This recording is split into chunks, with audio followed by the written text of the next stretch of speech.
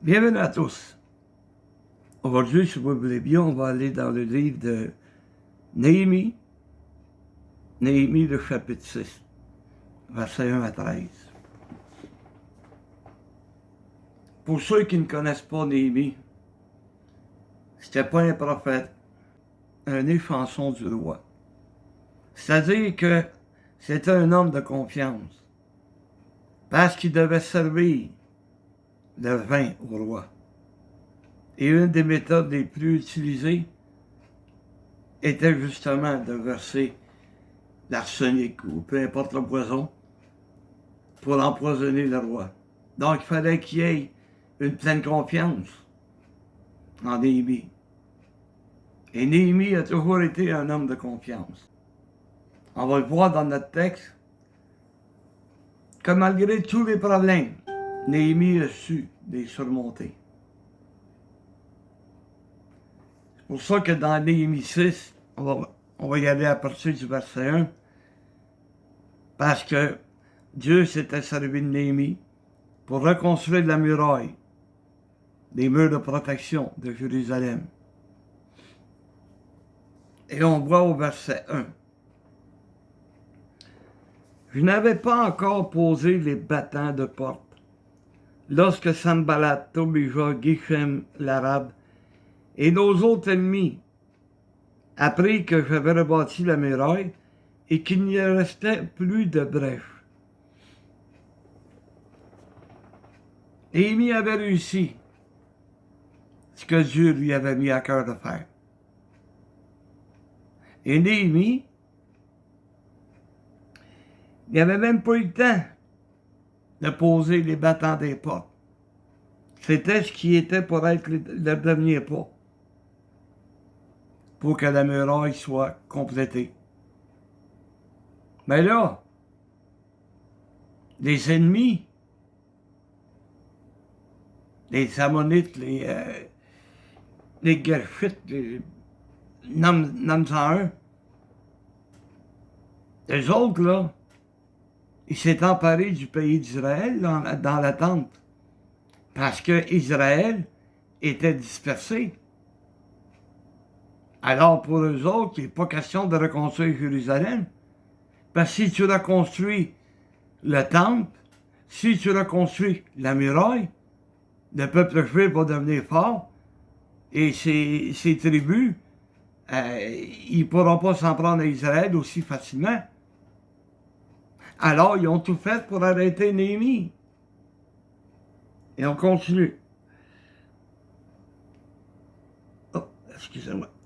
Verset 2. Alors Sanballat et Geshem m'envoyaient dire, viens et ayons ensemble une entrevue dans les villages de la vallée d'Ono. Il avait médité de me faire du mal. Viens dans la vallée d'Ono. Le plan premier de ces deux hommes était de faire du mal à Néhémie. Mais Néhémie était sous la protection de l'Éternel, la protection de Dieu. Alors, il n'a pas été là. Qu'est-ce que tu veux que j'aille faire là, dans la vallée d'Ono? Je n'ai pas affaire avec vous autres, j'ai affaire avec Dieu. Et regardez la réponse de Néhémie, parce que au verset 3, il dit, je leur ai envoyé des messagers avec cette réponse.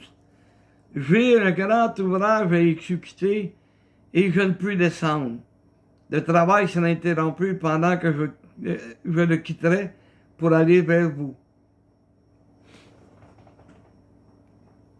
Le travail de Néhémie était plus important que n'importe quoi. Parce que il y avait un échéancier. Le roi Artaxerxès, qui avait donné la permission à Néhémie de partir, s'attendait à son retour. Alors il n'y avait pas de temps de niaiser. C'était temps de relever la muraille, relever la protection, poser les portes et amener la sécurité au peuple d'Israël. C'est pour ça que les autres, là, oh, ils n'étaient pas contents. Verset 4, ils m'adressaient 4 fois la même demande, et je leur fis la même réponse. J'ai pas le temps. Le travail que j'ai à faire pour Dieu est plus important que toute autre chose. On n'a plus le temps de niaiser. On voit tout ce qui se passe alentour de nous. On a à faire du témoignage. On a à rendre à Dieu la gloire qui lui revient, en témoignant son nom. Les gens sont de plus en plus inquiets. Les gens se posent des questions. On s'en va-tu vers une 3e guerre mondiale? Ils vivent dans la détresse. Mais tout ça, ça a été annoncé. Ça a été annoncé d'avance dans l'évangile de Matthieu. Il y aura des guerres. Vous entendrez parler de guerre. Dans les années, là, mettons, 1500, quand un roi faisait la guerre à quelqu'un d'autre, ça prenait combien de temps avant que la nouvelle se répande dans le monde entier? Les nouvelles étaient apportées par chevaux.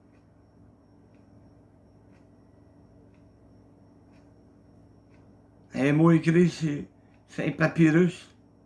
Et la nouvelle parvenait à ceux qui habitaient tout alentour, au monde entier. Mais aujourd'hui, 5 secondes, le temps que la personne l'écrive. Il y a une guerre à telle place, une autre guerre à telle autre place. On en entend parler des bruits de guerre. C'est pas la première avec Poutine, là. Il y a combien de guerres? Combien de guerres qu'on a été témoins depuis qu'on a la télévision, depuis qu'on a Internet? Quand Bush a envahi l'Irak, des guerres avec l'Iran, des guerres un peu partout. On en a entendu parler.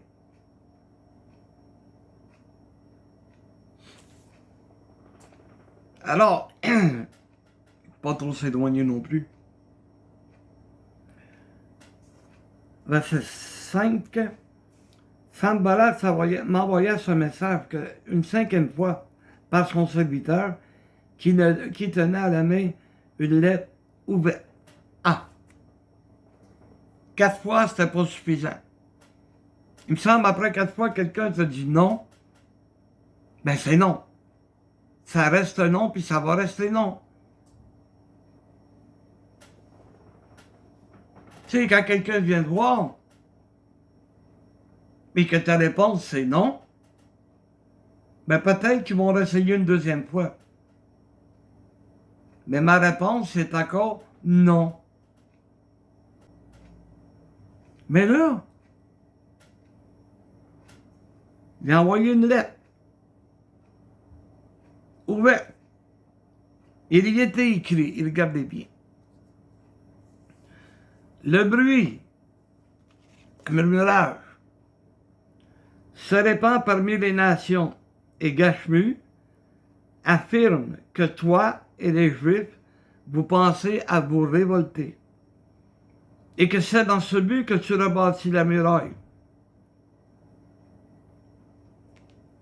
Les rumeurs. Gashmu.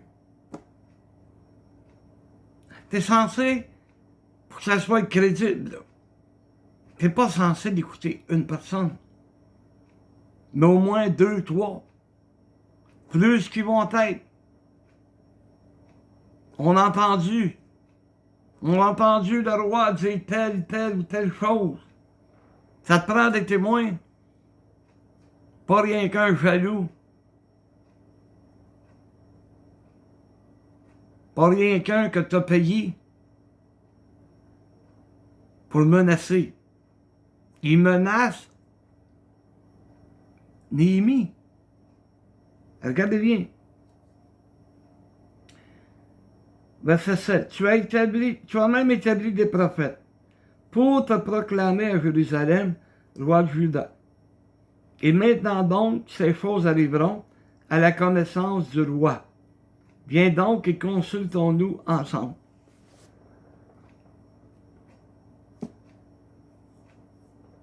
Sanballat ne savait pas. Hein. Il ne savait pas que c'était le roi qui avait envoyé Néhémie pour reconstruire la muraille.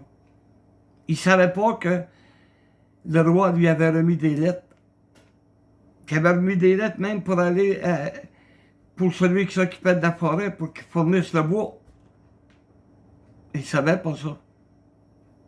Alors, hey, on a entendu parler que tu veux prendre la place, que tu veux te faire proclamer roi de Jérusalem. Tu as même appelé t'as même des prophètes.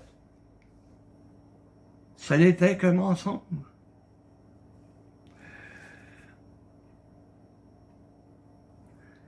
De verset 8, je fais répondre à Sanballat. Ce que tu dis là n'est pas. Ce que tu dis là, c'est un mensonge. T'es un menteur. C'est toi qui l'inventes. C'est toi qui l'inventes. Combien de fois il nous est arrivé quelqu'un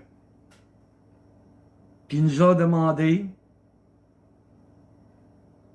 quelque chose qu'il avait entendu parler. De pures inventions. Ça nous a été rapporté. Et je reviens souvent avec cet exemple. Lorsque ma femme a accouché, je suis allé à l'hôpital. Mais ma tante Lucille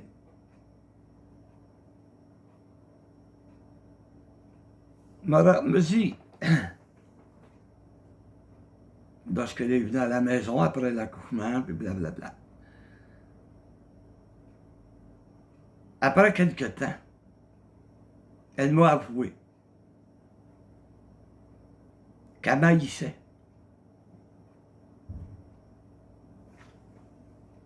Parce que ça lui avait été rapporté qu'à cause de la religion que je venais d'adopter pour elle, c'est moi qui accoucherais ma femme. Ceux qui me connaissent savent très bien que c'est faux. J'ai dit à ma tante Lucille ou à sœur Lucille à l'époque, j'ai dit, voyons donc, pourquoi tu n'es pas venu me voir? Pourquoi tu n'es pas venu me poser la question? Je te l'aurais dit. T'as entendu parler? Quand elle était à l'hôpital. Oh, ça s'est répandu comme de la poudre. Une traînée de poudre. Tout le monde a su que j'étais tombé sans connaissance. Et je n'avais pas assisté à l'accouchement. C'était juste dans la salle des douleurs. J'ai dit, si tu étais venu me voir, je te l'aurais dit. M'a essayé d'y aller. M'a essayé d'entrer. M'a essayé d'aider ma femme. Mais je n'ai pas été capable. Fait que t'imagines que j'aurais été capable de l'accoucher moi-même?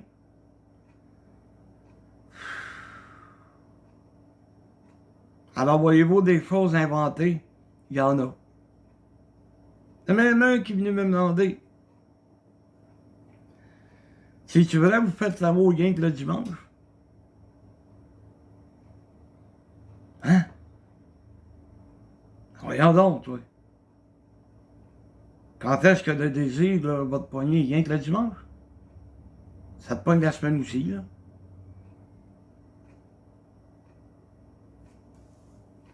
Toutes sortes d'inventions.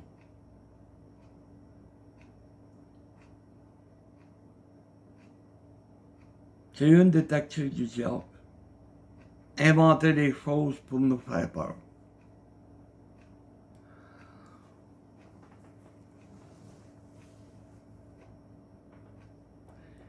Verset 9, tous ces gens voulaient nous effrayer. Et ils se disaient, ils perdront courage et l'œuvre ne se fera pas. Maintenant, ô Dieu, fortifie-moi. C'est ce que les autres pensaient. Qu'ils pouvaient réussir à effrayer Néhémie, effrayer ses compagnons de travail, et qu'ils perdraient courage. Perdre courage. Ça nous arrive souvent. Oh, il y a des petites épreuves qui nous découragent. Il y en a des grosses qui nous découragent encore plus. Mais nous sommes encore debout. Parce que nous réagissons comme Néhémie. Regardez bien.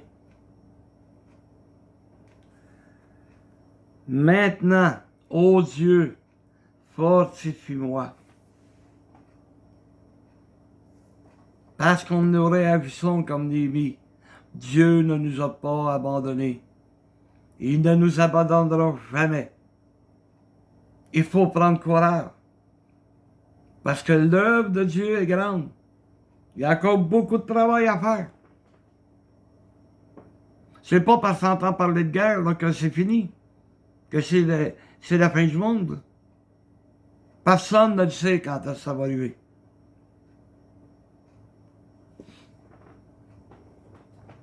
Avec les Nostradamus de ce monde là, qui te donnent des dates, là, fais-toi pas dessus. Là, c'est bien écrit dans Matthieu 23. On ne connaît ni le jour ni l'heure. Même le Fils de l'homme, même Jésus, sait pas quand est-ce que ça va arriver. De comment est-ce que tu veux qu'un Nostradamus ou peu importe le charlatan, qui soit capable de te donner une date. Ce qu'il faut faire, c'est de savoir que ça peut arriver n'importe quand. Donc, nous devons être sur nos gardes. Nous devons être prêts. Nous devons être prêts lorsque le Seigneur reviendra. Ensuite de ça. Verset 10. Je me rendis chez Amidjad, fils de Délala, fils de Méhétabéel. Il s'est enfermé et il dit, allons ensemble dans la maison de Dieu, au milieu du temple, et fermons les portes du temple, car ils viennent pour te tuer. Et c'est pendant la nuit qu'ils viendront pour te tuer.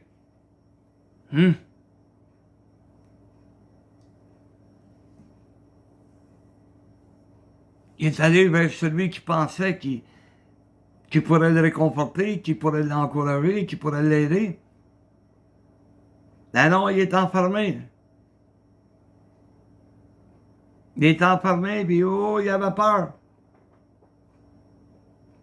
Et il a essayé d'effrayer Néhémie. Ils viennent pour te tuer.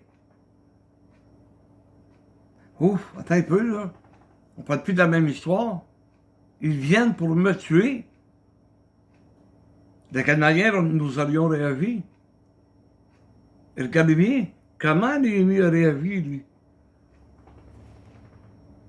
Verset 11. Je répondis, un homme comme moi prendre la fuite? Ah non, c'est mal connaître Néhémie. Pas lui qui va prendre la fuite. Lui, il est là pour terminer le travail, l'œuvre de Dieu. Et combien d'hommes ont vécu ce que nous ne verrons jamais? Combien de prophètes sont morts en allant prêcher la parole de Dieu? Jean le Baptiste s'est fait couper la tête. Jacques l'apôtre a été tué par l'épée. Combien de martyrs ont perdu la vie? Ils n'ont pas pris la fuite. Ils sont restés debout face au danger. Tu sais, des lions, là, dans l'arène de Rome, qui s'en allaient sauter sur les chrétiens. Il n'est pas rapporté que les chrétiens commençaient à courir un peu partout, en fou.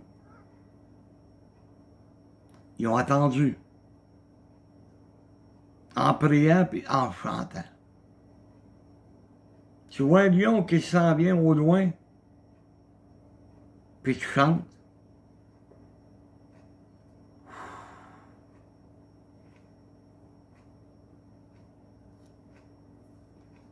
Mais ils se sont tenus debout. Ils n'ont pas pris la fuite.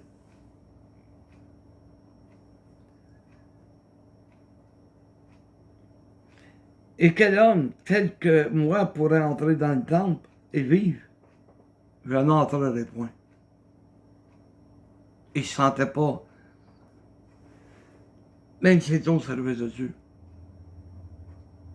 Je rentre dans le temple, il barre les portes, c'est prendre la fuite. Il venait de lui dire, hey, moi je ne prendrai pas la fuite. Je vais rester debout pour Dieu. Et verset 12, et je reconnus que ce n'était pas Dieu qui l'envoyait, mais il prophétisait ainsi sur moi, parce que Sanballat et Tobija lui avaient donné de l'argent. Combien d'hommes se sont vendus? Combien qu'il y en a des traîtres? Des traîtres religieux. Vous vous souvenez? On a lu que Néhémie avait été invité dans la vallée d'Ono, qui se traduit par la vallée du fort, du pouvoir et de la richesse. C'est invitant. C'est invitant pour Néhémie.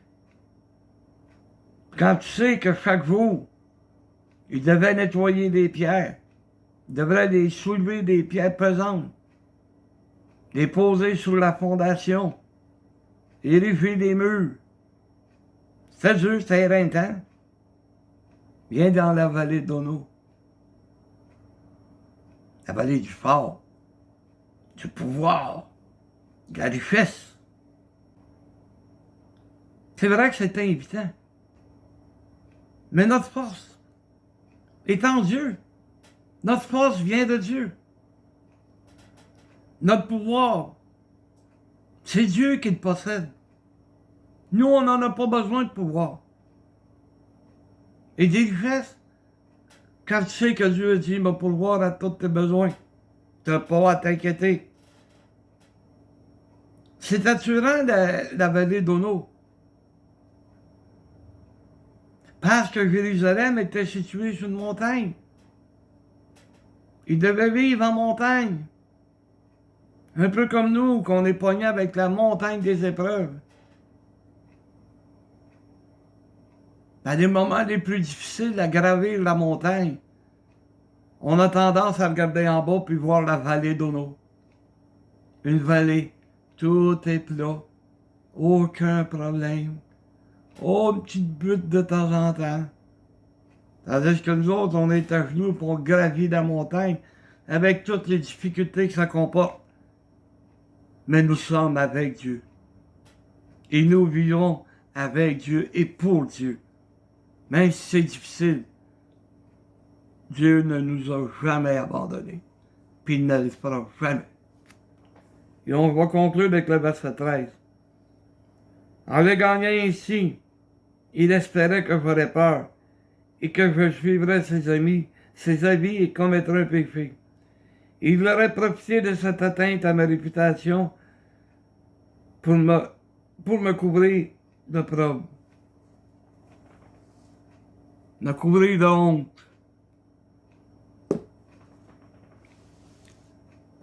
Notre réputation est importante. Parce que notre réputation, excusez-moi, parle de l'œuvre de Dieu. Parle de Dieu. Parle de Jésus. J'en ai point honte. J'ai pas honte de parler de Dieu. N'importe qui, n'importe où, n'importe quand. Tu veux parler du Seigneur? Amène-toi, on va en jaser.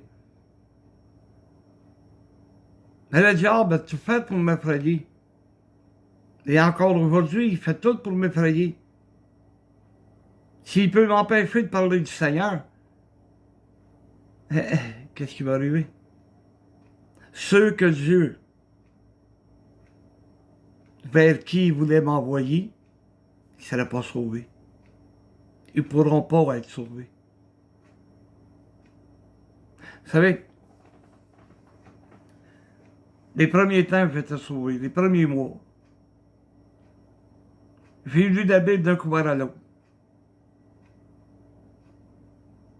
Et lorsque quelqu'un voulait commencer à témoigner à un autre, il l'amenait chez nous. Parce qu'il savait que je répondrais à toutes ces questions. Parce que Dieu m'avait doté d'une bonne mémoire et d'un Saint-Esprit qui était fort. Lorsque quelqu'un me posait une question, je n'avais pas la réponse, ben je tournais les pages de ma Bible, le temps que je discutais avec lui. Puis à un moment donné, ben, ma Bible, où je tombais avec ma Bible ouverte, c'était la réponse. Et ça, Dieu en est témoin. C'est à lui que je rends toute la gloire. Première année, on a eu 125 professions de foi dans notre petite église. Et là-dessus, je dirais que 3/4 ont été amenés vers moi pour que je réponde à leurs questions. Le diable a tout fait pour m'effrayer. On a appelé qu'on voulait mettre le feu à la maison où j'habitais. On a envoyé des inspecteurs. On a menacé le pasteur. Il a fallu mettre des plywood dans les fenêtres du sous-sol où on faisait nos cultes. Il a essayé de nous effrayer, mais on a continué notre chemin. On ne s'est jamais arrêté. Pourquoi? Parce que Néhémie avait mis une muraille pour protéger la maison de Dieu. Et c'est ce que nous aussi nous avons fait. Nous avons mis une muraille spirituelle. On ne se laissait pas atteindre. L'œuvre de Dieu devait continuer. Et nous l'avons accompli. Et aujourd'hui, je suis fier. Je suis fier des résultats que nous avons eus. Mais il y en a encore d'autres résultats à venir. Il faut que notre réputation ne soit pas basée sur la honte. Il faut que notre réputation soit basée sur la parole de Dieu. Qu'on ne se laisse pas aller. Qu'on continue l'œuvre que Dieu nous a confiée. Que Dieu nous bénisse. Amen.